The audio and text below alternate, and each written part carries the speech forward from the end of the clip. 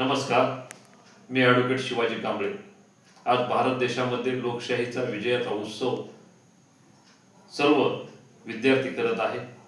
या आंदोलनामध्ये समाजवादी पार्टीचे राष्ट्रीय अध्यक्ष अखिलेश यादव आणि समाजवादी पार्टीच्या खासदार डिंपल यादव यांनी जी भूमिका या आंदोलनामध्ये मांडली, समाजवादी पार्टीच्या खासदार डिंपल यादव यांनी जंतर मंतर या ठिकाणी जाऊन जे विद्यार्थ्यांमध्ये ज्यावेळेस लाठी हल्ला झाला त्यावेळी त्यांनी जे कार्य केलेलं आहे ते कार्य एवढं उत्तम आहे.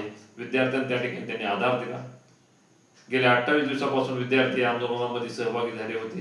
संबंध भारत देशातून लोक या ठिकाणी आले होते. समाजवादी पार्टीचे प्रदेशाध्यक्ष अबू आझमी साहेबांनी जाहीर आवाहन करून या आंदोलनाला पाठिंबा दिला होता आणि ते आंदोलन यशस्वी कसं होईल यासाठी सर्व जण प्रयत्न करीत होते. या आंदोलनाला आज यश आलेलं आहे.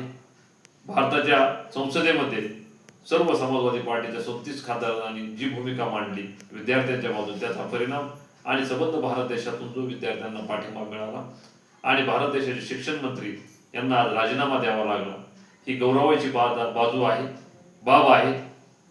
त्यामुळे यापुढे लोकशाहीमध्ये संविधानापेक्षा कुणीच मोठं नाही हा संदेश संबंध भारत देशातील जनतेनं सरकारला दिलेला आहे. या विजय उत्सवामध्ये जनतेने संपूर्ण विद्यार्थ्यांच्या पाठीशी उभं राहिले त्याबद्दल सर्वांचे आभार मानतो. थांबतो. जय हिंद, जय महाराष्ट्र.